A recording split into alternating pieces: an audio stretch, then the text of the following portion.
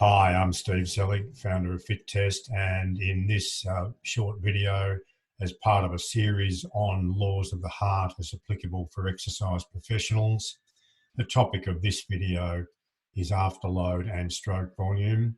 And this video goes very much with the preceding video on preload and its effect on stroke volume, the Frank-Starling law. So it's best to view these videos together.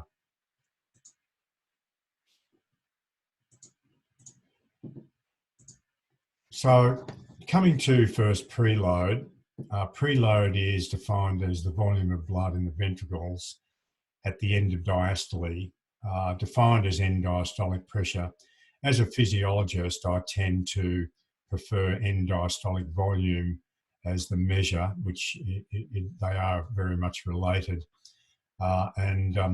These end diastolic volume then tells me how much blood is in the ventricles at the end of the filling phase of the ventricles, the end of diastole. Now, for examples where it's increased inappropriately and can actually risk the person's well-being, first one being hypervolemia and the last one being heart failure. Now, if we consider someone in heart failure who is given well-intentioned but actually ill-informed advice to drink 3 litres of fluid per day when they're in heart failure, then what this can do is the extra volume can actually push someone to the right on the Starling law of the heart, which is in the other video that you should watch. And so this can actually tip someone over where the volume of blood in the ventricle at the end of the filling phase, because of their large circulating fluid volumes and large total body fluid load, that will push someone over to the right on Starling with a drop in cardiac or a drop in stroke performance, stroke volume, even though the heart is filling to a greater extent. So that's an example of hypervolemia. I've given you a lot more information in the preload video, and I recommend that you go and watch that as well. Now, the regurgitation of cardiac valve, if we just took, for example, the aortic valve, which is not shown here, but it's going to be somewhere in this region here, going from the left ventricle, the left ventricular outflow tract, into the aorta and then supplying blood to the rest of the body. Now, if that valve was leaky, it means that blood would come back into the left ventricle during diastole, during the relaxing phase, and would add to the volume of blood in the ventricles at the end of diastole. It would have a similar physiological impact as the hypervolemia or the heart failure examples I just gave you before. So much more information on this on the preload video. I recommend that to you. Coming to afterload now, the afterload refers to the amount of resistance that the left ventricle must overcome to circulate blood, in this case, cardiac output. So if downstream from the left ventricle, we have vasoconstriction going on indicated here, or hypertension indicated here, then that will increase the afterload, and it means the left ventricle will have to generate more pressure to produce the cardiac output that is required. So examples of increased afterload are hypertension and vasoconstriction. An increase in afterload results in or correlates with an increase in cardiac workload. Now, obviously, you can think that if someone already had coronary artery disease, or someone had heart failure where there wasn't the ability to generate big pressures, coronary artery disease where there are problems with oxygen supply to the ventricle that is now working harder. As soon as you add in other cardiovascular diseases into someone with hypertension, then you're exacerbating the problem physiologically and clinically. So just how afterload actually affects stroke volume, which was the headline in this video.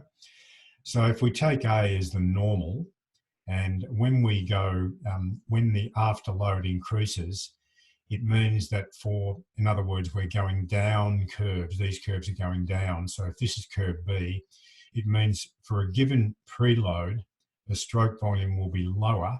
If I go straight down from A to where I'm pointing here, then for a given preload, there will be less stroke performance, less stroke volume, when the heart has to pump against an obstruction or constriction downstream from the left ventricle across, the other side of the aortic valve.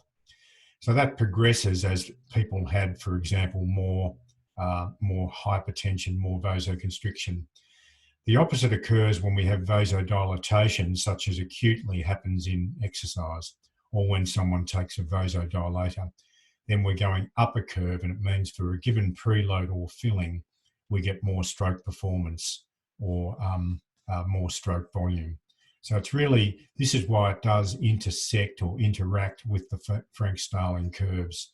And it's a really good idea to watch both of these videos together. So now we come to pressure volume loops. And the pressure volume loops, if I just start at the end of, at the beginning of diastole here, when the mitral valve opens and we have a very low left ventricular end diastolic pressure and low left ventricular end diastolic volume, which is indicated by this blue arrow here, we have an end diastolic volume of about 50 mil here. And then as we have diastolic filling all the way through here, there's not much change to pressure in a healthy heart. In the left, not much change here in a healthy heart. I'll come to clinical situations in a minute. And we get to a stage where electrically and mechanically the heart is ready to contract. And so it's moved from 50 mil to 120 mil.